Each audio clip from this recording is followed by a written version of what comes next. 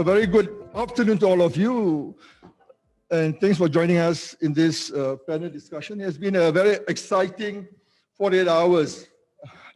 I've been talking to my good friend Steve Okun here about the development of the US presidential elections, and I'll go into that a little bit more in my opening remarks. But I think the last night, when I was asking some of my postgrad students in Australia, China, in the US, and Africa, I was doing an executive program in Kenya, Nairobi, Mombasa, and South Africa, and asking them the same question. What do you think about the US presidential election? What does it mean to you, to your business?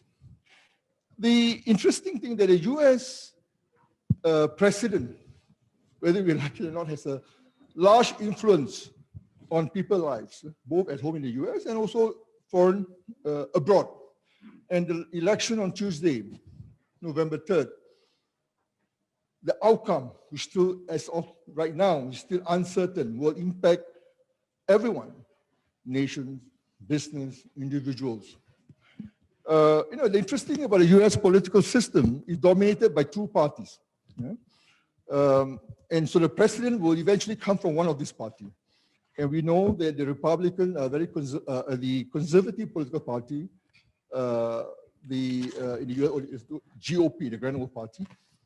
And this year, of course, the candidate is President Donald Trump, who's running for the second term, 4 years into the White House. And of course, the Democrat or the liberal political party in the US, and their candidate today is Joe Biden. You all know he's a very experienced, savvy, astute politician, and I've been following Joe Biden days from when he days in Senate, and I think he's very well known as Barack Obama vice president for 8 years. The interesting thing is, if you look at both of them, they are in the 70s for the first time. You see the candidate. And Trump will be 74 years old by the time, if he wins his second term, and when he's been sworn in, he will be 74, and Joe Biden will be 78. The oldest first-term president in history.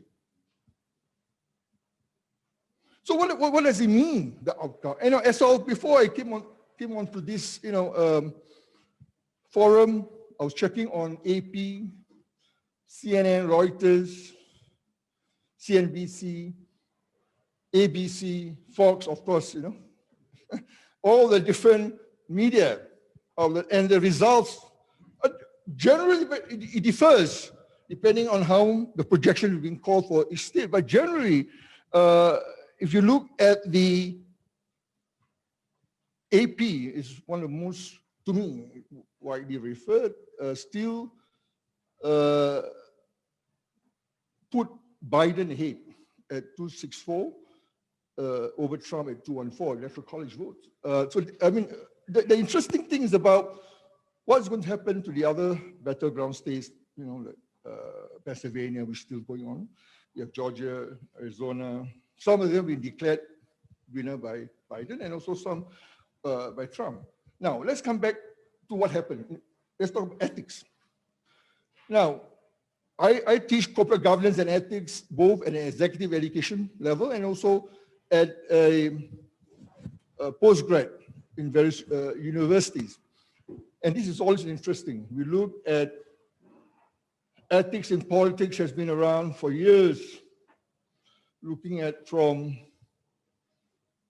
Ronald Reagan, looking at Bush, Obama in the US. Of course, if you want to go back in the 60s, but in a recent time, it's very interesting to look at the last 4 years, what we have gone through, looking at the first term of Trump administration. They're very interesting. I like to highlight, and this is for the panel, when I will introduce them and I'll get them to share a little bit about their views of ethics in politics, and also what does it mean for business? And we will have a discussion on that. But at this point in time, let me take this opportunity to introduce our panelists to all of you. I'm delighted to And on behalf of RHT Grace Institute, to thank Ambassador Yong, who's on my left, Ambassador Ong, who is the Executive Deputy Chairman of the S. Rajaratnam School of International Studies at the Nanyang Technological University. Ambassador Ong is also the Ambassador at Large in the Singapore Ministry of Foreign Affairs and Singapore Non-Resident High Commissioner to Pakistan and Non-Resident Ambassador to Iran. He was known, of course, he was the Secretary General of ASEAN, which is the Association of Southeast Asian Nations, based in Jakarta, from January 23 to January 2008, I think 5 years. Am I mistaken? Yeah. So it's we are delighted to have him here and to join this panel discussion. And on his left is Mr. Zulkifli Baharudin, the Executive Chairman, Indo-Trans Logistic Corporation, and which is a logistic supply chain company across Indochina. Mr. Baharudin is an independent director of Escort Residence Trust Management Limited, Asian, and also of Asian Plantation Limited, GDS Holding Limited in PRC, Virtuous Holdco Limited in Hong Kong, in UK, and Omni Holdco Holding Company LLC in US. Mr. Zulkifli is currently the Singapore non-resident ambassador to the Republic of Kazakhstan and the Republic of Uzbekistan. He is very well known to in the local scene as one of the first earlier nominated member of parliament from October 1997. Were you in the first batch? Were you? No. To September 2001, and he was awarded by the President of Singapore the Public Service Medal in 2005, which is the PBM. And in 2011, he was awarded the Public Star Medal, which is the BBM. Yeah? And he obtained a Bachelor of Science from the National University of Singapore. Next, I have, of course, we are privileged to have Steve Okun, who is the Senior Advisor of McLarty Associate. Steve is extremely busy. For the last 48 hours, he was on the media in Channel News Asia, in CMEC, and many other media, as a renowned commentator and an expert on US politics, government, trade, and a very in-demand speaker. To get him to be in this panel discussion was very tough. And I've been, communicating with Steve for the last 48 hours on his views of the development of the US presidential election, and he will share a very interesting perspective, and he's very well sought after. He provides regular analysis on CNBC and CNA, as I mentioned, and also other global media. And he also writes commentary for the Straits Times, and for corporate clients, regularly engage him to provide perspective on the status of US election, US politics, and how the outcomes could impact their business and investors. So he is a very well sought after. It's the guy to go. When I served in the American Chamber in Singapore with Steve, he was the chairman of the Board of Governors, and I was the chairman of the Human Resource Committee back in 2006 to 2007 for 5 years for myself. And Steve has been in the chamber also across Asia Pacific. And most important, this is interesting later when you hear from him, he was formerly the Deputy General Counsel in the President Bill Clinton administration at the US Department of Transportation. And he has worked on each of the presidential campaign of the Democratic Party candidates from 1988 to 2000. So he has wealth of experience, perspective to share with us. And just lastly, Steve, the founder and CEO of APEC Advisor, very boutique ESG and sustainability consultancy focused on financial services sector. And also, as I mentioned, the advisor on geopolitical affairs in Asia Pacific and the US. With that note, I would like now to invite the panelists to share your perspective, what you have seen over the last 24 hours since the on the 3rd of November when the election polling closed and the developments, the interesting development with Trump at 2 a.m. in the White House calling for declare victory. Unprecedented. And actually, I expected that because about a month ago, I was talking to some of my students. We look at 3 scenarios, and I'd like to hear from our panelists. The one is that the losing candidate, whoever may be, would graciously concede defeat, like what Hillary Clinton did in 2016, and move, and concede, to the winner. Second scenario, which is where the President Trump, or I call it the good, bad, and ugly. The good one is where, the loser concede defeat and the winner would be declare victory. That's a good scenario. The bad scenario is where the President Trump would declare a premature victory on election night, well before the mail-in and absentee ballots are counted, and and he'll cry fraud, and and that's exactly what happened at 2 a.m. on November 4th at the White House. And that potential will pull in the Department of Justice and Supreme Court and so forth.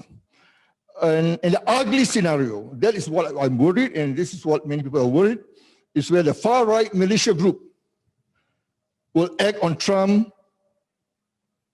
calling for standby commandment during the last presidential debate.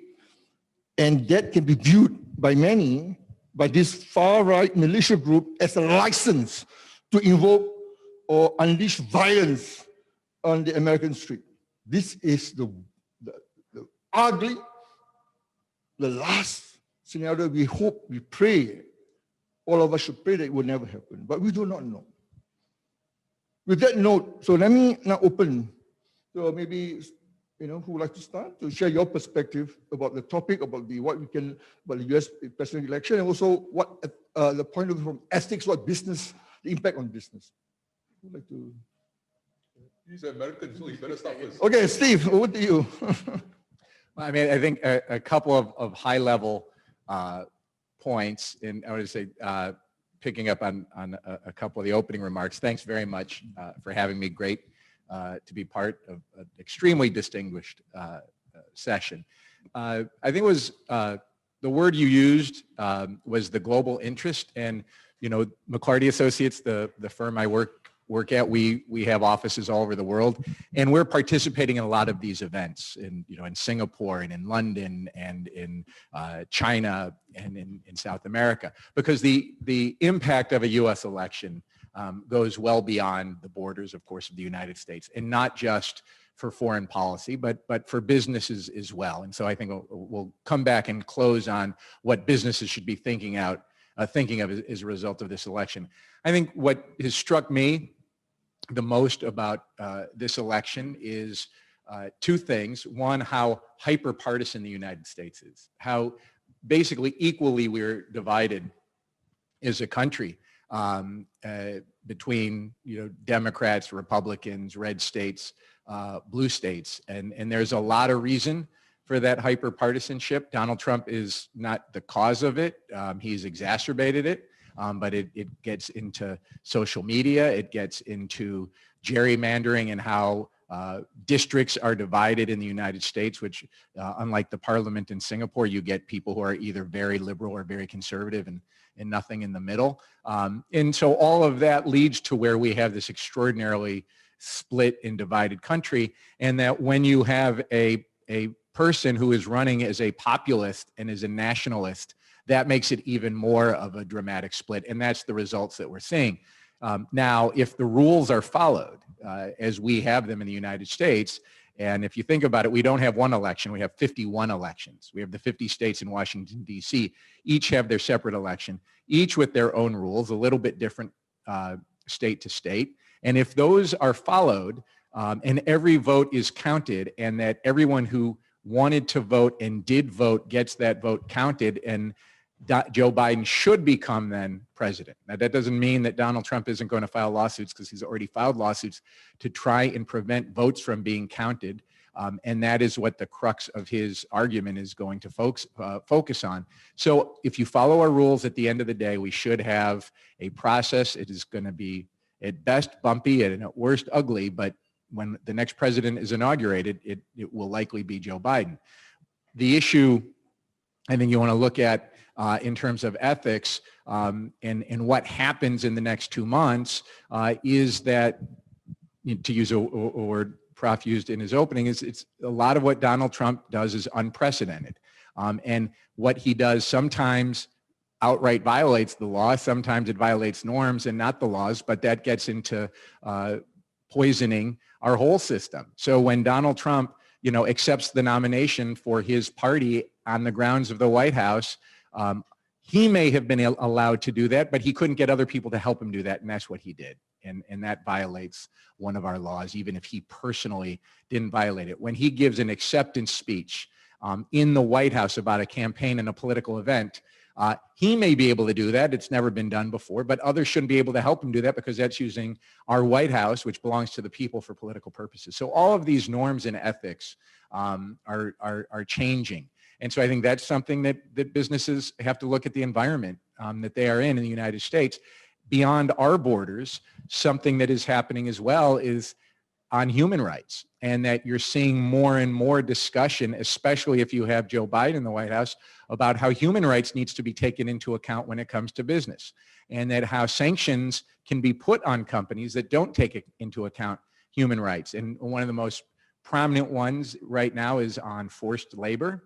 And if you have forced labor in your supply chain, and it could be in China, it could be in Southeast Asia, it could be in Africa, you may not allowed to be able to bring those products into the United States. So ethics is going to start expanding beyond government into business, more so even under a Biden administration. And then the last thing is that consumers are demanding more and more on ethics.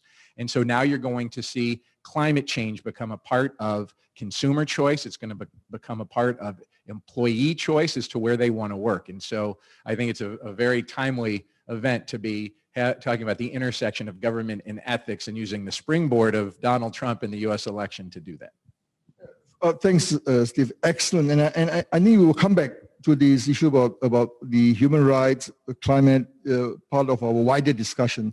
So I'd like to invite the other two panelists. Would like to your perspective, what happened so far, and where you see go from here. Well, from my personal perspective, as Steve mentioned, the elections in the United States is not one election, it's 51, actually 52, because there is also an election campaign in the media. Yeah, depending on which newspaper or which TV station you look at, it is a completely different scenario. Yeah.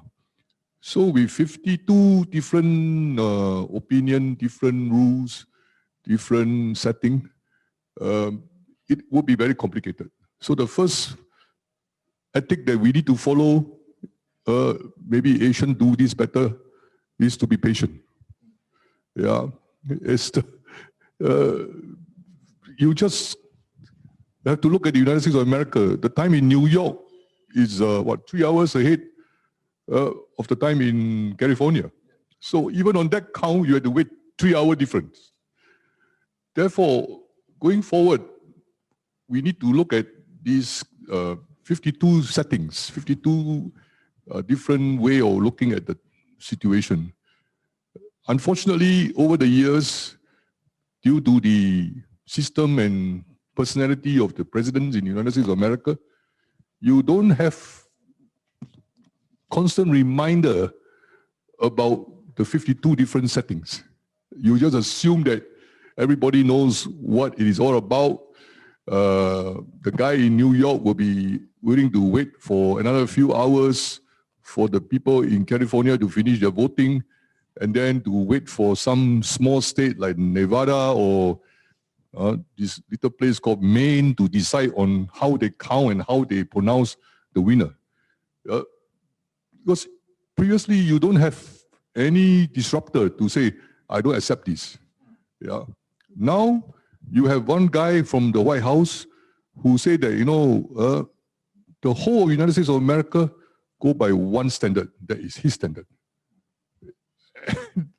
Everyone in Louisiana or in Alaska now ask themselves, is this the way to go?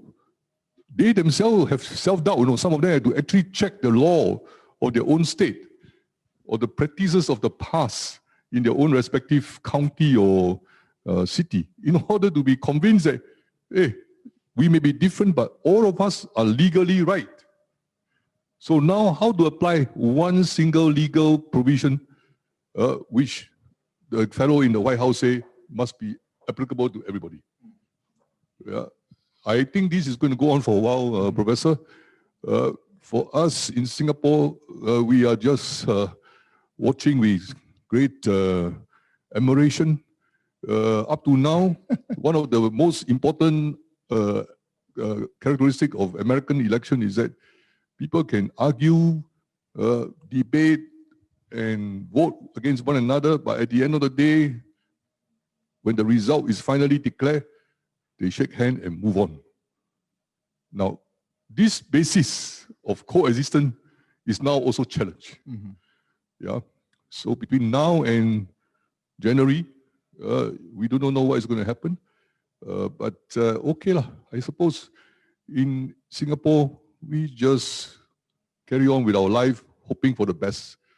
But the important thing about ethics is that whatever we want to do, we have to ask ourselves how that affect the people around me. Mm-hmm. Yeah. This is the other important point about ethics.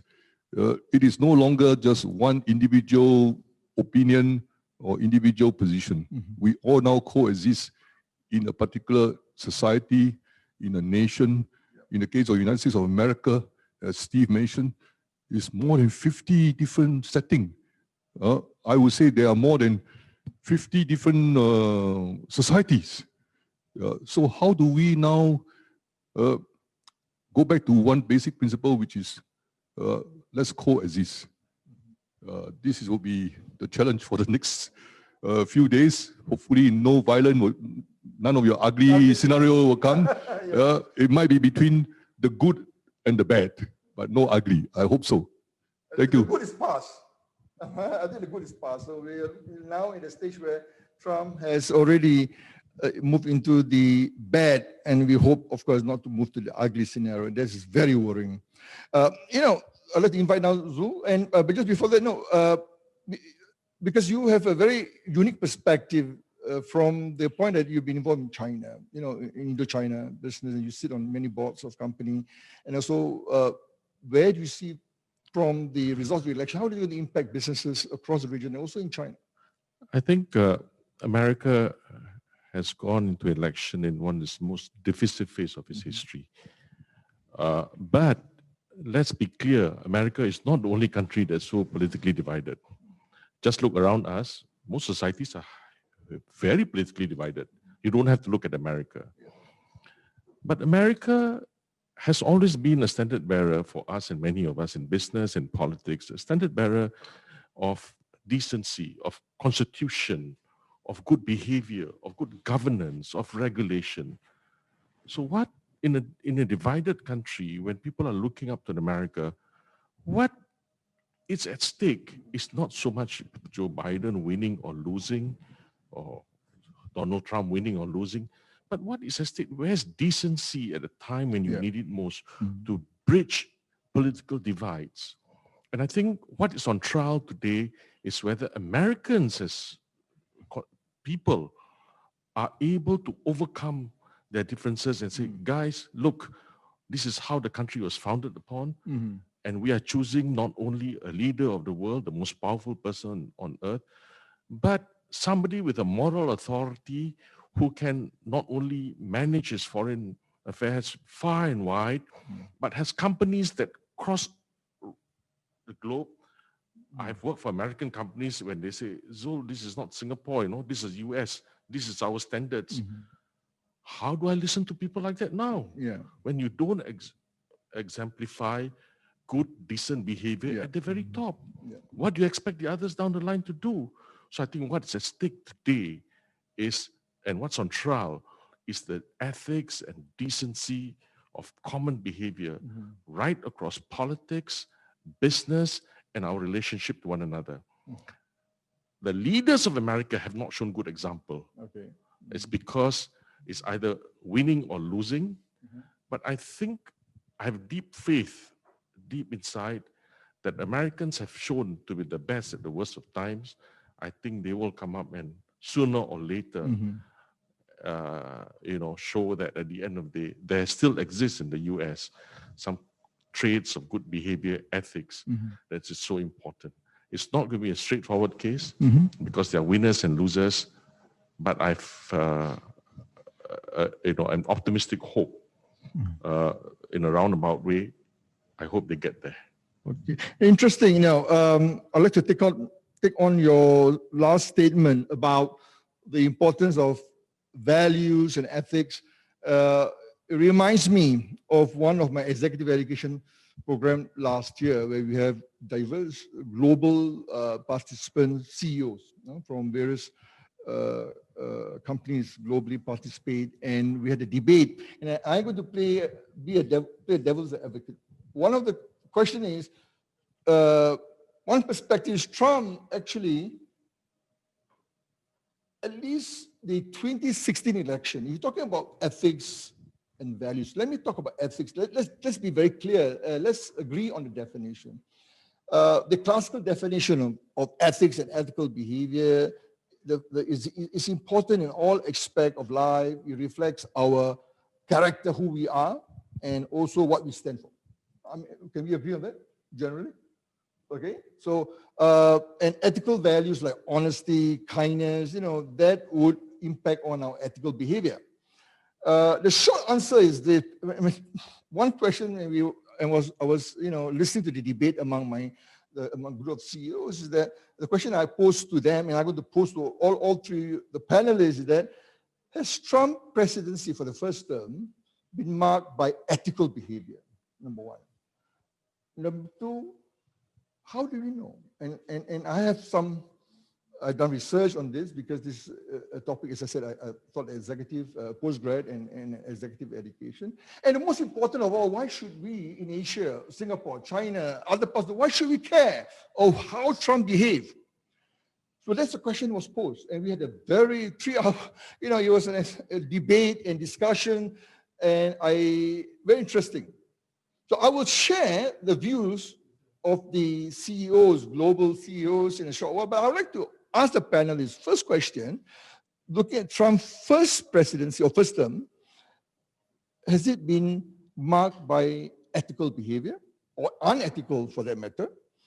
And what are some specific examples can you give to our audience here to relate to that? And most important, last question, why should we care? Why should we bother? As Ambassador Ong says, Singapore, just wait and see, we watch. What does it mean?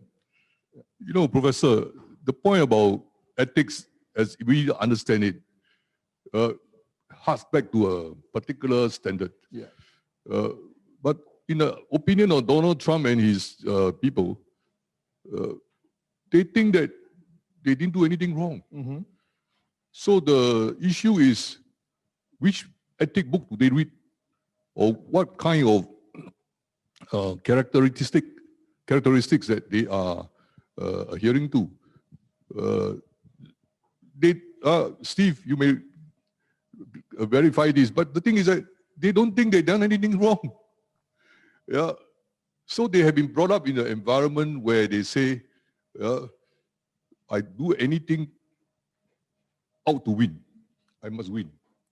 Along the way, if I hurt somebody's feeling, as long as I achieve my aim, that is the first consideration. So to them, they have not considered themselves being on the wrong side of any rules. And the wonderful thing about democracy, especially in the United States of America, is that you can argue left, right, center, and you can never be wrong. There will be some guy on the panel or on the high court judge, a bench or whatever, who will say, yes, I can be persuaded by your argument. So the debate about ethics and morality is really going back to our own respective personal belief. Yeah, and this bunch of current administrator and policymaker honestly don't feel that they have done anything wrong. The overriding ethic for them is, I must win. If I win, I can do good. Secondly, in terms of foreign policy, the Trump administration's approach is America first. Yeah. And if you look at the background to all this, there is a long lines of grievances that American of their same persuasion feel that they have not been fairly treated. They give, they don't get much back. They give more, they even get fewer return. So they support the Trump action. I mean, Trump's. You know what you're saying is that there's another perspective which I'm going to talk about. So there are segment or Trump supporters which would consider that as a American interest, and I will talk about it. I will, you know, as I said, very interesting debate. I have that. So maybe Steve, So pick up on 2 points the ambassador made, and one is, you know, kind of what is the definition of winning, right? And where Donald Trump is different than any other president in the domestic and in foreign relations is that everything is you know, us versus them, right? No president in the United States would have ever referred, you know, no Republican president would have ever said, well, that's a Democratic city, I'm not going to help them. You know, that's a blue state, I'm in favor of the red states. It's the United States of America. When you're president, you're supposed to try and do win-win for everybody. You don't govern as a partisan, but that is what Donald Trump has done. That is his view. His view is, you know, everything is a win and a loss, and he sets it up in a very partisan lens. And so that's very different than what we've ever had. And he does the same thing in foreign policy. And Ambassador, used the phrase "America first." Every administration has always said, what is going to make America, what's in America's best interest? But what's different with Donald Trump's, so America first is not new. What Donald Trump uses in saying America first, right, is that he says it's going to be unilateral, and that when we win and you lose, that is better for us. Whereas any other approach is multilateral, right? Where it's, let's work within NATO. Let's work within the WHO. Let's work within the WTO. Let's work with Singapore as part of the TPP to try and, you know, reform and liberalize the trading agenda to help everybody. And oh, by the way, if that is going to force China to make the structural changes it needs to when it comes to unfair trade practices, so much the better. That's not what Donald Trump does. And I think that the business community can never take that approach. If you think, well, what's in my bottom line, but you're not thinking, what does this mean for my employees? What does it mean for my customers? What does it mean for civil society? What does it mean for the governments that regulate me? If you take that approach to business, you are going to lose. And it's why Joe Biden has said, you know, I'm running for president as a Democrat, but I will be president for everybody, for all Americans. And that's what's on the ballot right now. Okay. Yeah, but that is a perspective of Joe Biden and people with him. Yeah. On the other side of the table will be these guys from Donald Trump and company who feel that, yeah, all right, that is your belief, but my belief is different. Exactly. Yeah. And in the past, we have some people in the middle who can sort of mediate. Maybe media play a big role in being more transparent, talk about what is going on, and they like to highlight the good points, or what we say, the pro and con, and then you as member of the American public decide, this guy make more sense, I go with him. But now the pros and cons are seldom being laid out properly, and it's just a big debate. I don't like you because you are blue, or I don't like you because you are Singapore. You make money off my back. Even though I'm so nice to you, I have all my businesses here in Singapore, in Asia, contributing to the economic growth of the countries and the region. But you did not give me enough. You take everything. Yeah. So where is the mediator now? What is the mediatory element? That is something that is really missing. And from what I have seen in the past 3 days, it's just the guy who shouts the loudest is the mediator. Yeah. So, yeah. I think what we are looking is a very extreme form of winner take all. Yeah. You win by any means, at any price, in any way you can. But that's very bad because when you do that, as a leader, you can't do that because even if you win, you have obligations towards others. You are not just a leader, but those who choose you, you're a leader for all, even those who do not choose you. And if the leaders don't do that, then there's a problem. The other thing I think when you have a winner take all, you have a situation where I ask myself, if in the US you have, I'm not suggesting, but if you have a strong legislation like defamation laws and POFMA, Yeah. I wonder how it's going to apply to all the candidates because they lie, they say bad things. about each Alternative other. facts. Absolutely, and when it comes from somebody down the line, a few hundred miles away, people don't know this big guy says something about him. It may be the truth. Yeah. So it's not a fair fight. Yeah. It's a thuggish. It is thuggish. It is brutal. It is anything but gentlemanly. Yeah. So in the past, you do have this function by the media, and also some non-profit organization or people in civil society. There are many philanthropic organizations in United States of America. They set up for this kind of role to bring the opinion onto the table and then debate it out.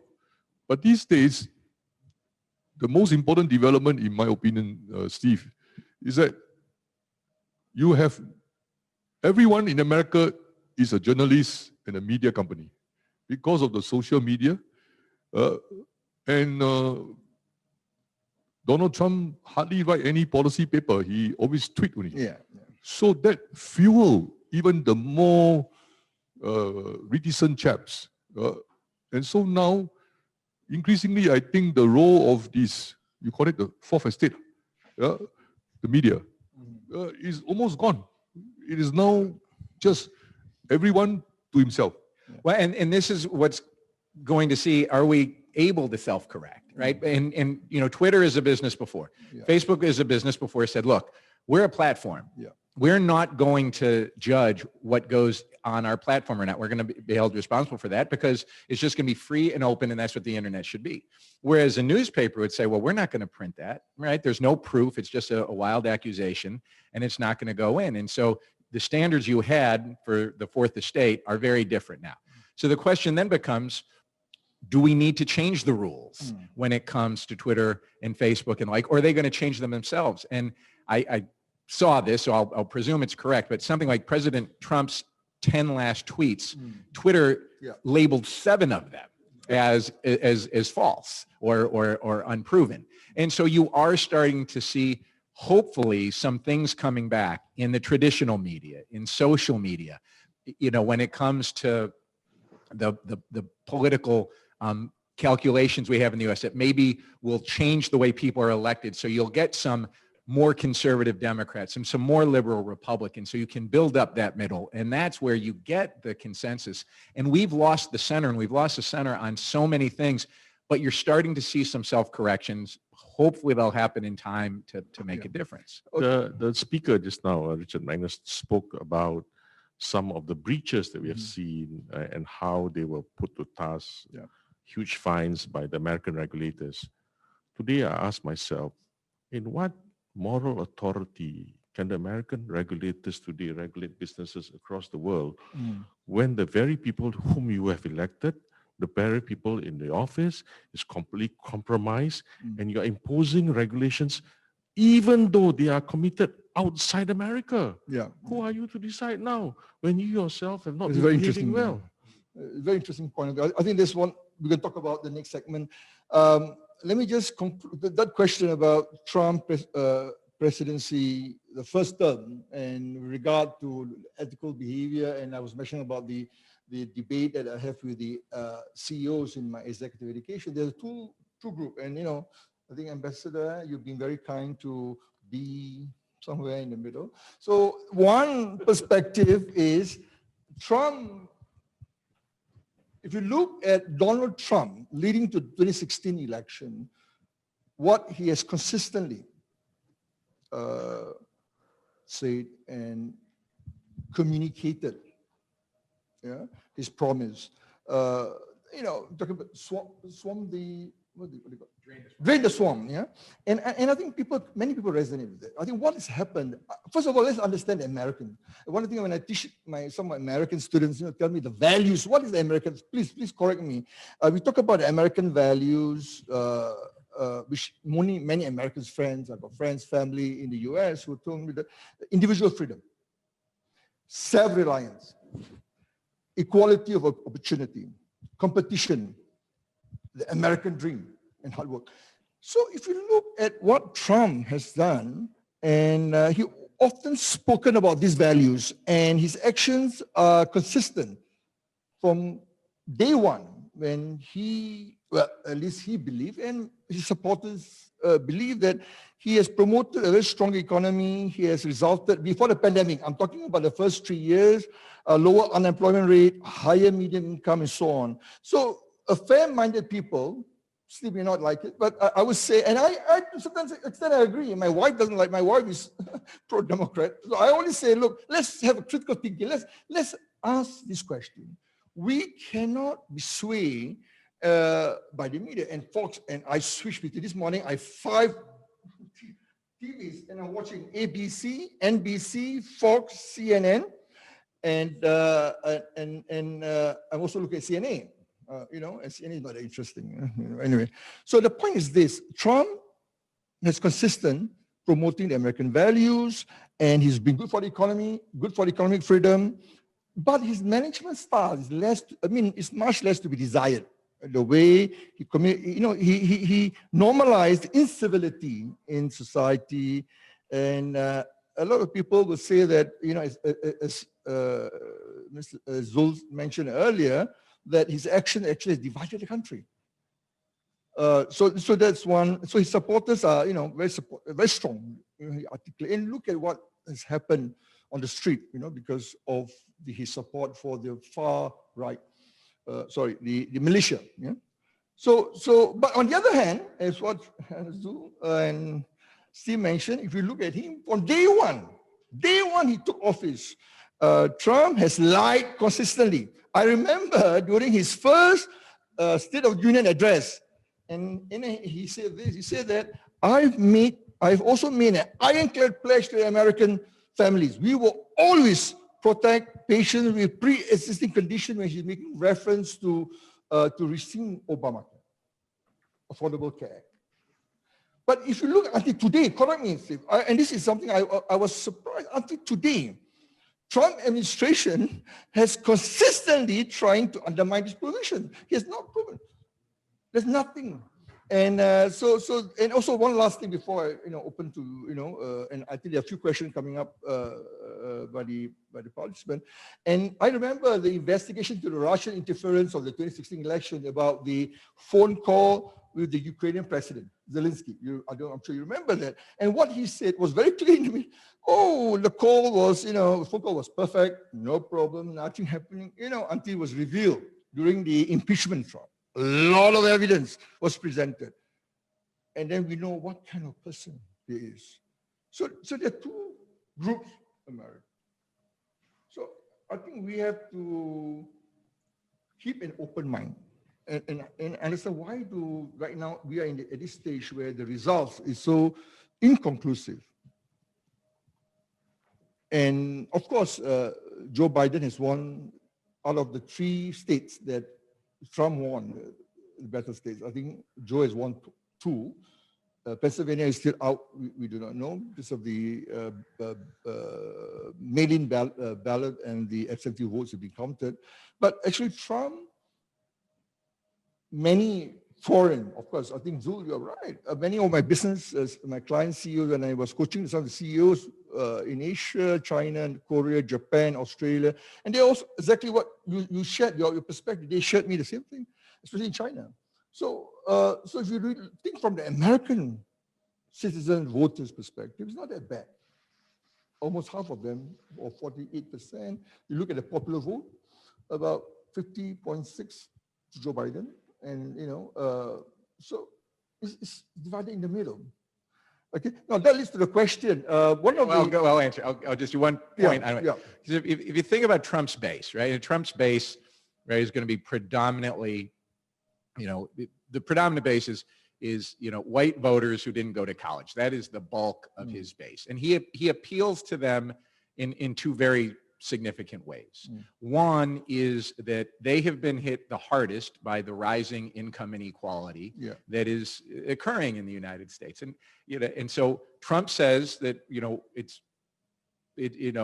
the old governments that did that. They did that through the trade deals, right? They outsourced your jobs. They didn't take care of you. And so I'm going to take care of you, and I'm going to, put those tariffs on China and put that money into your pockets. And I'm going to put those tariffs on China so that we then have to bring the factories back to the United States. And so now, I don't think he's been very effective in terms of reducing income inequality, but his rhetoric in the 2016 campaign and then in the 2020 campaign appeals to them. And he has a point that there has been rising income inequality and that neither Republicans nor Democrats in the past have done enough to address that. And it's part of it is globalization, but part of it is automation and part of it is robotics, and those jobs are going away. And nothing has been done to replace them. So that's one thing that he has done to appeal to his base, although it's very hard to say that there's been policies that have fixed it. On the other side, the cultural piece, he has taken very significant actions that appeals to that part of the base, right? He is very strong on almost an absolutist on the Second Amendment, saying anyone who wants to own guns should be able to own guns, and there should be basically almost no restrictions upon that.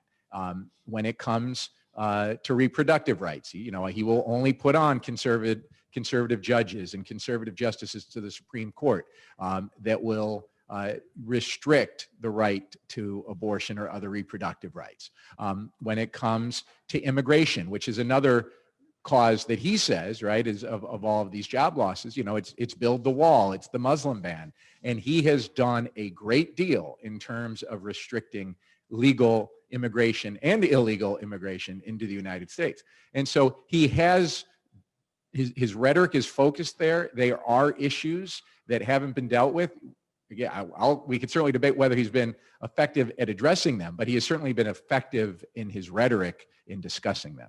So the thing is, sorry, go ahead. So the thing now is that if the result so far is almost 50-50, and from what you say, Steve, how are we going to see the next 4 years, whoever the new president is? Yeah, could be Donald Trump, could be Joe Biden, because it will be like a government or an administration that is really handicapped. Devices. Yeah, you only got 50-50. Yeah. You talk to your own constituency, people clap and you're happy. But then the other 50% not willing to support you. So for us in Asia, we will say, gosh, how? Because for business, you are all in the business. What is it? Calm and stability and predictability are the key elements. Now we don't even know. Depending on what the guys say today, stock market goes up. But the other 50% out in the street may put out something which will bring down the stock market day after tomorrow.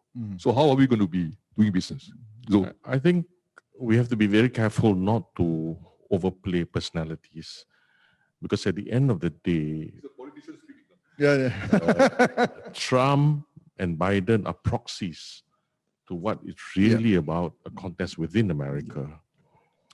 The personalities exemplified it. I do know of many people who are voting for Trump, but dislike his bullish behavior. Absolutely. There are people who don't like him personally, but still vote for him for whatever reason. Now, a lot of parts of America, and it's not surprising that Middle America is quite red. It's the East and West Coast are blue. And if you travel across East to West, you can understand why. There are winners on the coastal sides and there are losers in Mid-America. Yeah. And if you go there, America today has got more, because of winner take all, the losers have a sense of fear, anger, hatred, jealousy, and envy. And living around them are people, when they read the papers, who earn millions and millions of dollars, which they cannot even understand how they can ever achieve that. And it's in such a compact, and these things have been happening over a very short few years. Growth and economic prosperity, and then suddenly collapse of the economy. And these are real things that may happen, has happened to America. It will happen, it can happen to many countries. It may happen. But I think America is going through a period of uncertainty, a dysfunctional government, dysfunctional institutions. And it's only when enough American people wake up, whether they're coastal areas, blue or red, wake up to say, look, I think we have to get back to where we started from and get it going. But until then, I think it's going to be a period of not only reflection, recalibration, reform, remaking. I think America is broken. I think, Ambassador Yong, there's going to be a huge debate in the Democratic Party. Let's assuming Biden wins, because you can do one of two things to address the question. The more progressive left wing of the party, the Bernie Sanders, Elizabeth Warren, AOC will say, if you really want to help everybody, we need universal health care, right? That when we put in policies that help the middle class, those who don't go to college and are working really hard and are falling further and further behind, we need to be as progressive as we can. And the way you're going to do that, you're going to do that through universal health care. You're going to do that through, raising taxes very high on corporates and on individuals, at the more wealthy. And you're going to do more tax cuts for lower class. You're going to do, a lot of government investment on infrastructure and Green New Deal, right? And then the more moderate wing of the Democratic Party says, well, that's too radical. And so what we need to do, right, is we need to find where is it that everybody agrees. So let's have a healthcare system where there's, what we call in the U.S. Medicare for all, right, who want it. So you can go into a public system, but you can also opt out and have your own system, so long as that everybody with pre-existing conditions get rights to healthcare. So it's not moving as far to the left as others. That's the debate that's playing out. What is it that's going to help those people who have been left behind or are being left behind that Donald Trump is appealing to, but isn't really doing anything to help them? And that's going to be the debate. And it's going to be a very intense debate within the Democratic Party to see what is the right way to have the Democrats not just get 50% of the vote, but start to get 55, 58, 60%. Yeah, I think all three of you have addressed one of the participant question, Caitlin Ong, who asked, is it worrying that it's not a landslide election and it is at this stage nearly 50-50? And what is the views, what's the impact of this in the US, and what's the impact for us outside the US, international? I think we have talked about the US, and maybe that question, talking about the results, the divisive results and, uncertainty. And Ambassador, you're right, because we are living in disruptive times. And this is really VUCA, volatility. This is truly an example of what we call VUCA, volatility, uncertainty, complexity, ambiguity. And the US 2020 election really exemplified this characteristics of the scenario. We talk about the unprecedented election 2020.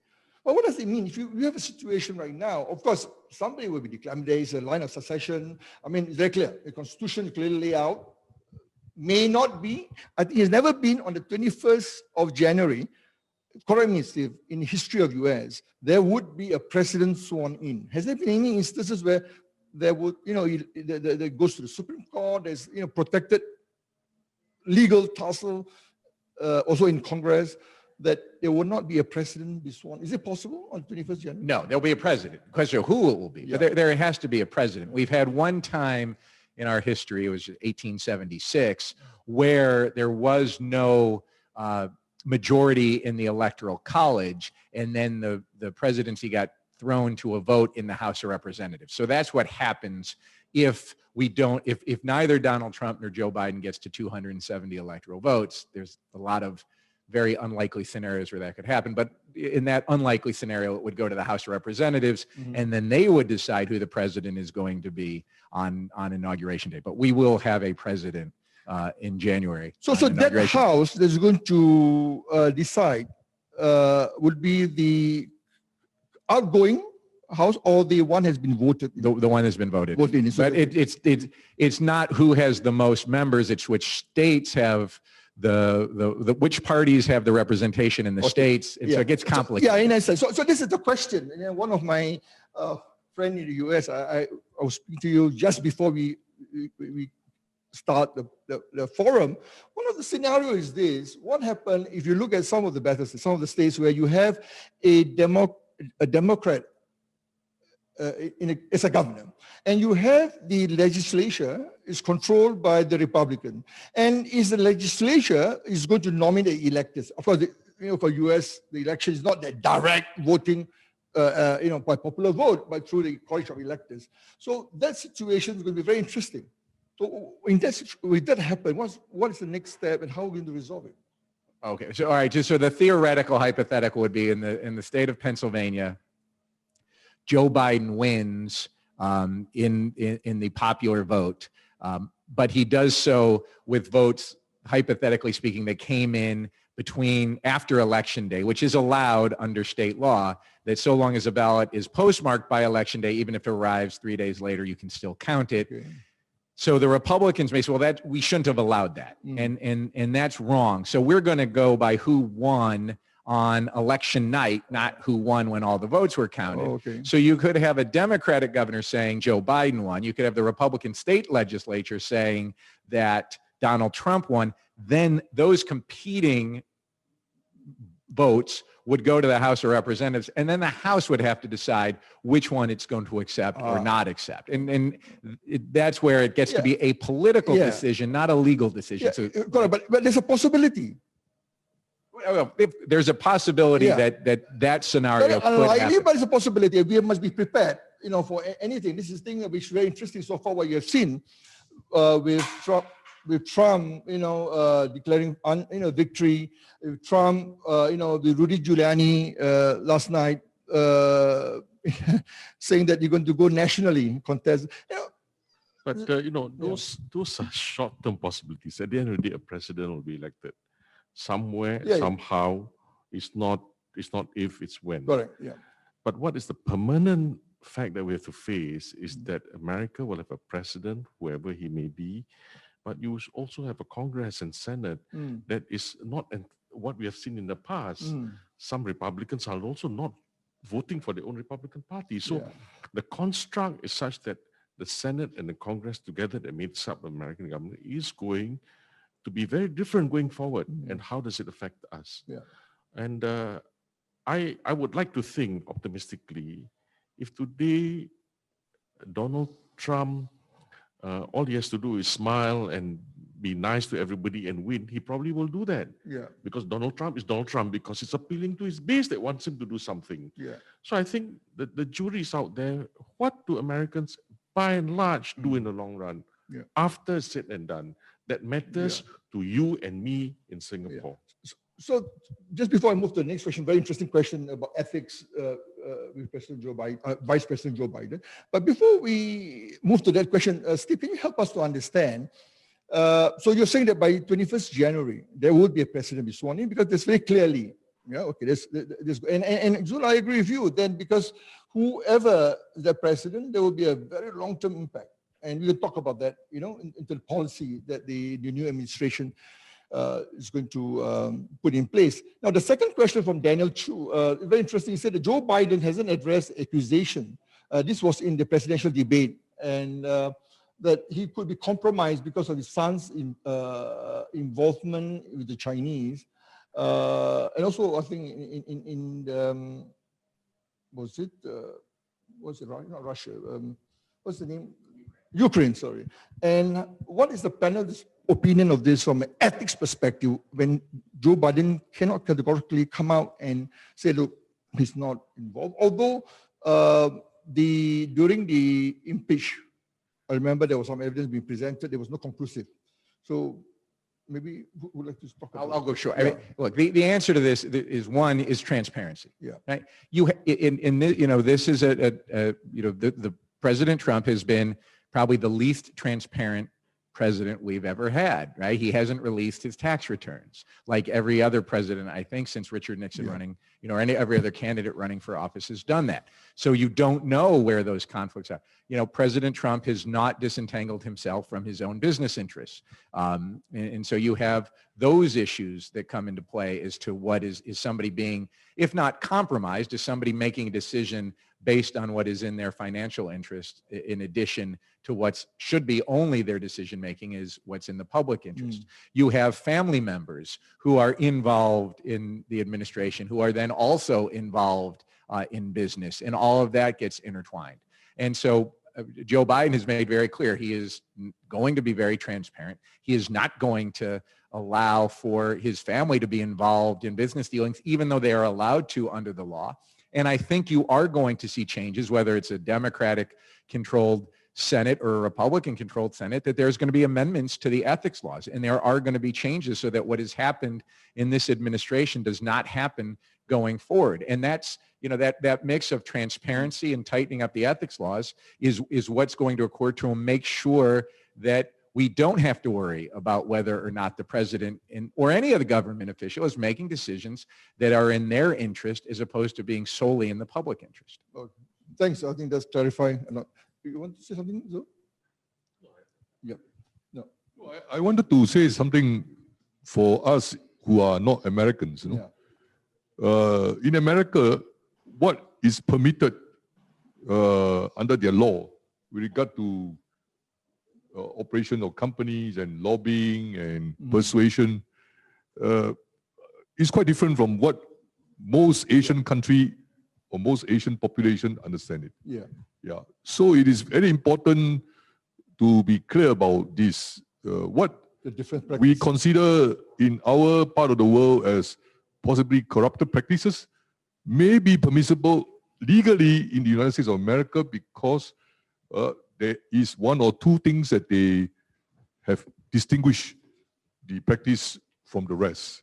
So it's not very straightforward for us to accuse one side or the other of malpractice or illegal things. We do not know the law, and we do not know the technicality enough to understand what is legally right or legally wrong. Yeah. So this same thing about what will happen now between the 50-50 result today and come January 21st. Yeah. Because there are many technical rulings and precedents through history, many hundreds of years of American legal tradition.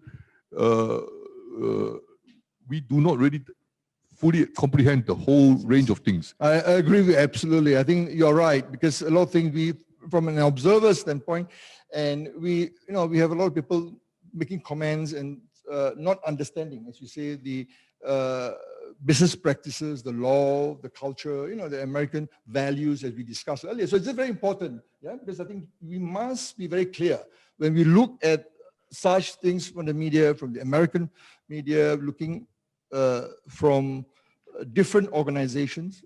We need to understand where they're coming from. What is the law that allow such practices? Well, now, sorry, just the question. I think let's be very clear.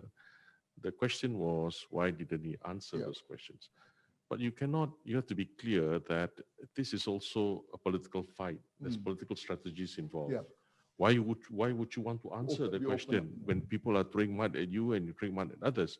But it does not mean that the question will go away. Yes. If you're president, it will be hanging all over your head. You have to start answering the question sooner or later. Yeah, exactly. Yeah. The system is robust enough, it's going to come back and haunt you. Yeah, I agree with you. Now, as I promised, we're going to move to the second part of the panel discussion about business ethics, business ethics, and the relationship between business and government. If you look at the definition of corporate ethics, one of the easiest way to define corporate ethics is to look from the perspective of legal compliance, ethical conduct, corporate social responsibility, and all this impact business sustainability. I think Mr. Richard Magnus, in his keynote address, he gives some specific examples. For example, like the Enron, the Arthur Andersen, the WorldCom, those examples back in 2001, 2002, which result in the Sarbanes-Oxley Act, which has been instituted and worldwide. And I think interestingly, there's also an element of whistleblowing. Yeah. And I remember this is also related to the one of the biggest scandal we ever had worldwide, which is the Petrobras in Brazil, where the company executive received bribes, kickback from contractors in exchange for lucrative construction and drilling contracts. And then they will provide 5% of all this contract amount to a slush fund, which will then go to certain members of the ruling party, which is known as the Workers' Party, or the Spanish Partido dos Trabajadores, Spanish, I cannot pronounce it, which they pay for car, luxury car, Rolex watch, and so forth. Now, it's interesting because that is one of the bigger and still ongoing investigation by the DOJ, Department of Justice of the US, and Singapore Keppel Group was also implicated. As you all know, and there was of course the Singapore Keppel Corp and the Keppel O&M, Offshore and Marine, work it out with the US DOJ, and there was a settlement. Now the question is this: we're talking of business and such examples of corporations, and I'm going to ask all the panelists, now, how can we prevent this? How can we put clear distinction or clear that between business and government, there should not be some form of, collusion, and what can we do? Should we need more legislation? Should we hold business accountable by requiring our political leaders institute new laws? Or should business leaders self-regulate, undertake restructuring reforms, and make the effort to self-correct all these practices? Maybe I just open. I think there are a few basic facts that we have to understand, that businesses sail close to the wind. And that's a fact. Yeah. And number two, if the rewards are so great, people will try to take a risk, and nobody ever thinks they get caught until they get caught. Yeah, exactly. And because the rewards are very great. Yeah. And number three, we have to be very clear that nowadays the businesses are so large, they are law to themselves because they are so advanced. The law may not be able to catch up with what they're doing. That doesn't mean they're ethical. So it's quite difficult to self-regulate or to even regulate companies that become so big, so that the regulators find hard to catch up. And therefore, it is important, now that we're talking about it, that regulators, elected officials, have the moral authority at the very least to do what is decently right. yeah, You may not be guided completely by the law, but if the people support you, they know what you're doing is right, yeah, then you're able to do that, especially in a case where most of these laws are extraterritorial. yes, And if regulators themselves are compromised, they are crooks, they talk nonsense. Half the time you cannot trust them. Why? How are you going to regulate? yeah, but not in the US instance. Because I must give the DOJ, and I follow very closely the 1MDB, and the Goldman Sachs case, because I've written many papers, I publish on that, because I think that's a great example of the US DOJ, Department of Justice, and the Attorney General has, I think it was Loretta Lynch at that time, played a great role in taking the 1MDB to task, of course, together with the Malaysian government, the new Malaysian government then in 2018, when the Pakatan Harapan government then took over. But also, Goldman Sachs recently has settled, of course, they've been paid a lot of damage, punitive damage, and also been fined. And I think that's US, I must give the US regulator and the US DOJ have done a great job. And there's no one can question that. So I think you're right, in certain markets, certain country where you have a questionable, like in Malaysia, when 1MDB, it was very well known when Najib Razak was the prime minister, and he has absolute control of the state agencies, institution, and so forth. Even he fired the Attorney General, relieved the chief of police and the central bank governor Tan Sri Zai to resign. So he was very tough for the regulator at that time during the former PM Najib Razak administration. So I think what you're saying is generally, I think it's true in many countries, but I think we have to give credit to the US. I think US regulator, I have not, please correct me, if you can tell me instances where you think they regulated themselves compromised. I'm not sure. I think, Professor, a wise person told me during the time when I was Secretary General of ASEAN, he told me, please look at 4 things when you decide whether it is right or wrong. What is morally right and wrong? What is politically right and wrong? What is legally right and wrong? And what is personally you think right and wrong? Unfortunately, this wise man has passed away.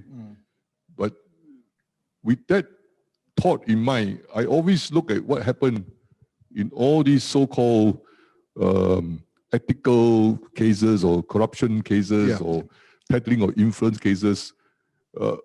I think he was very wise, You say what is legally right and wrong may be a technical definition.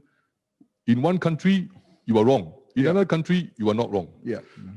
What is politically right and wrong? Also like that. You can be wrong in one country, but in America, so what if it's political? You still have to follow what is morally right and wrong. And on top of that, in the case of America, you have what is legally right and wrong. Right? But in the case of legally right and wrong, it is also challenged nowadays. What is right in one state may not be right in another state. So ultimately, as he put it, it comes back to the person. That's why he said personally right or wrong. It is not your moral or your upbringing or your political system or your law, but what you, in the context of what you have been thrown into, decide what is right and wrong. I think I agree.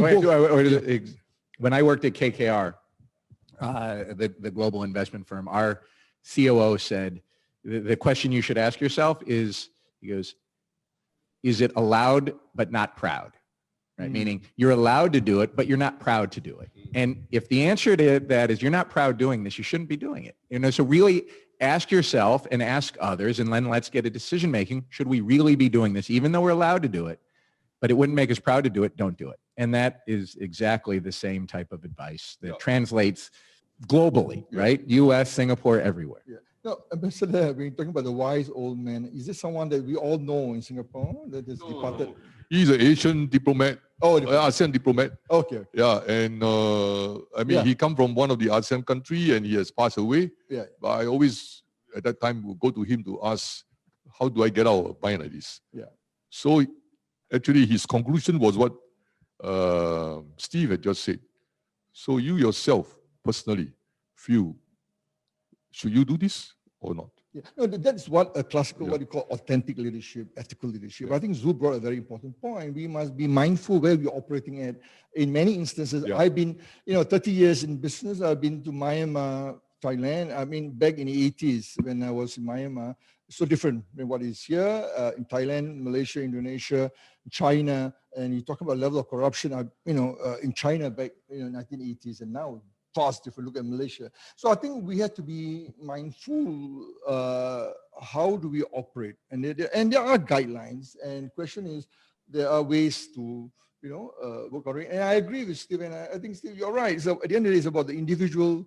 Your own, as I mentioned earlier, I define it as the ethical responsibility, your own personal values. How do you demonstrate and how do you comply? Back to the, I think he mentions a word in passing which I'm going to touch on, and back to American elections and American companies. We have to be very clear that America, whoever he is, carries a huge stick. Okay, and because of that, America can do what it can do. The president or its regulators, but it can be a big bully. Yes. Okay, but I think if America do what not only it can do, but more important, like you used the word, what it should do, I think then we see a more enlightened America. Yeah, no, I absolutely agree. I think one of the things about, if you look at Trump supporters, they always tend to put substance over style, and they dismiss his questionable behavior. I think you're right. You put it very nicely. And while his detractors are emphasizing that the way he does things as a president, can be labeled as bully. The way he go to NATO, the way he conduct himself, and so forth. And that's Trump. No, but the thing is that I remember when I was in school, my wife's teacher told me, if you allow yourself to be bullied, it's your fault. You may say the guy is bigger than you, but okay, physically he may be bigger than you, but in the context of the school classroom, nobody is supposed to be bigger than the other guy. But I wanted to ask this question of Steve, because I've been trying to understand this wonderful thing called Trump's main support constituency is the white, non-college educated American. In the ASEAN context, we always highlight one thing. You may be uneducated. You may not have been getting this kind of opportunity.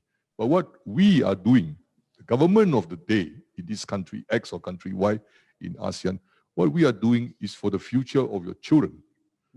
Does this kind of thing resonate at all with all these white, non-college educated guy who is probably very angry because he lost his automotive factory job, he cannot find alternative job, and he can't even get social welfare money. But if he has children or she has children, would there be a kind of reception to assertion from the American political leader to say, yes, you may not get what you think you deserve or what you should have. But now let me do this for the sake of your children. And it's a combination of two things. And what's happened, in the United States for the last, let's say, 3 generations was that the assumption was your children are going to have a better life than you, right? I mean, I had a better life than my parents. My parents had a better life than their grandparents. Their parents are the ones who came, to the United States from Europe. So that's not happening anymore as much. When it comes, because now what dictates how you do in life is much about whether you go to college or not. And if you don't go to college, you're probably not going to get as good a job. Whereas before, if you didn't go to college, you could still have a middle-class lifestyle, right? Where you had one job, you had health care, you had holidays, paid vacation, and all of those things. And that's what's changed. And Donald Trump is speaking to that. And that's his basis, saying the American dream doesn't exist anymore, right? The American dream was that you would have a good life and your kids would have an even better one, and that doesn't exist for them. And that's why they have lost that hope. And Donald Trump speaks to that in a very powerful and meaningful way, saying, I'm going to fight for you, right?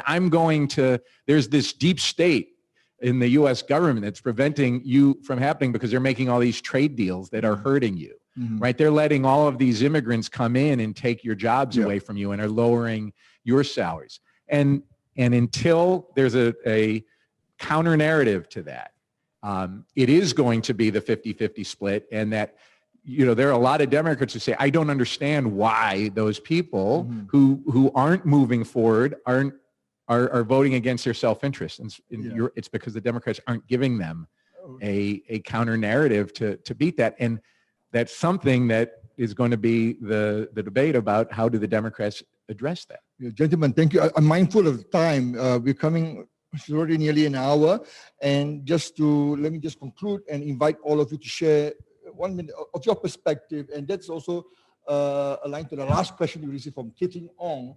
The question of how do we bring back more widely acceptable ethics, both in the US presidential and also into business, both. So let me invite, as a concluding remarks, just share one thing, if you'd like to share with the audience, what is it that you think we or the US government should do differently, and generally about business?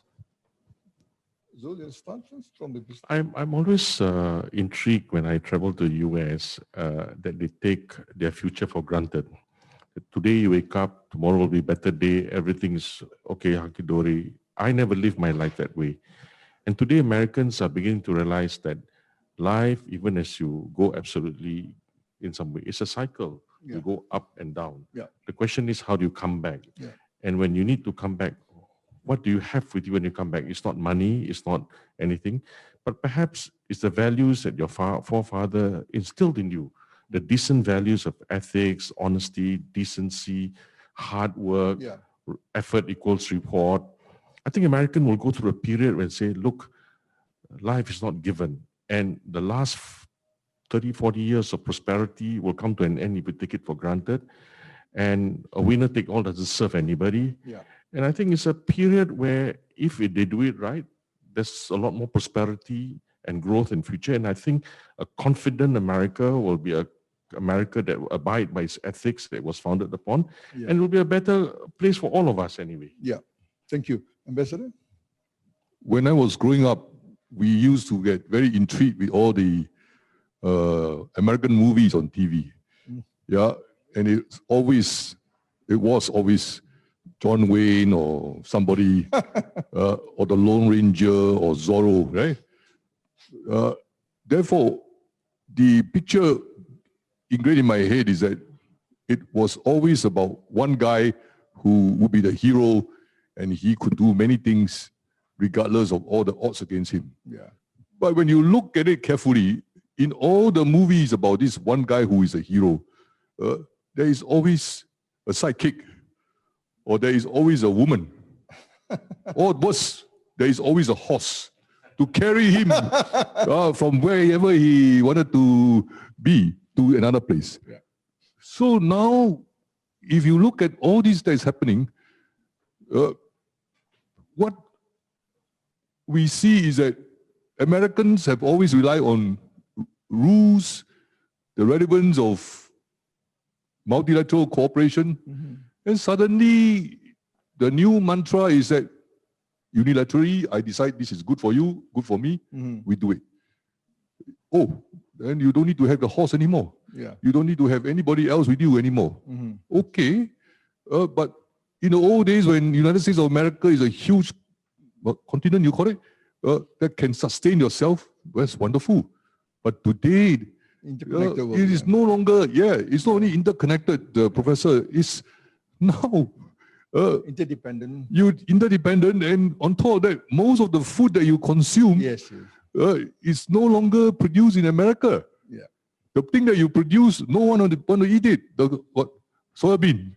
The Chinese ones. Yeah, because they have a different stage of economic development. Yes, yes. So, and even now the meat that you produce, people are now going for Impossible Burger. Yeah. Very soon, what is going to happen? Yeah. Therefore, what America and Americans need to appreciate, and the President of the United States of America must be the one that provide this narrative. Yeah. Look, guys, America first, yes, but America first today means America must be out there. Yeah. Number two, we must continue our unique position, which is basically to be the moral, rules-driven guy. Yeah. I think that's what I would miss. I agree. It is very, Steve? I would say you have to think about ethics as a business now in two distinct areas. You can't just think about it as compliance. And compliance is going to get more complicated. You have to have a very robust compliance system because you have sanctions that you have to comply with. Yeah. For example, when it comes to Hong Kong and the national security law, Yeah. you have compliance that you have to keep in touch with when it comes to the Foreign Corrupt Practices Act. You have compliance to keep up with when it comes to the technology decoupling that's occurring and that you're not selling components to companies that are on the entities list from the Department of Commerce in the United States. So you have all of those issues on compliance, but then you have the ethical issues. You have to understand that in addition to what government's going to demand of you, what society is going to demand of you. Are you going to have any forced labor in your supply chain? Are you going to be in a position where you're reducing your greenhouse gas emissions? Are you in a position where you're giving back to society? And that's not something that the compliance team deals with. That's something that the board has to deal with. And that is something that they have to have a team thinking about all of those material factors from a environmental, social, and governance perspective.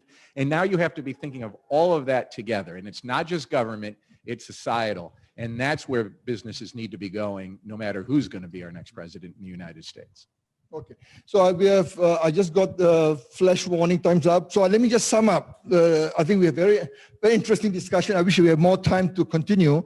So we started off looking at the US presidential election 2020, the development since the election night, and what has from the ethical behavior practices of Donald Trump as president, and what we can learn from it, and how we're going to impact businesses. We also talk about the question about the state of ethical and government, or ethical government and business practices globally. The issue of ethical fading, which although we did not go in depth, we talk about how things over the years, perhaps it could have been better. It worsened in certain countries, certain part of the world, even in US, based on what we have heard. In US, probably, and I think Mr. Zulkifli has given very good examples, some of the observation, what we see from an outside perspective.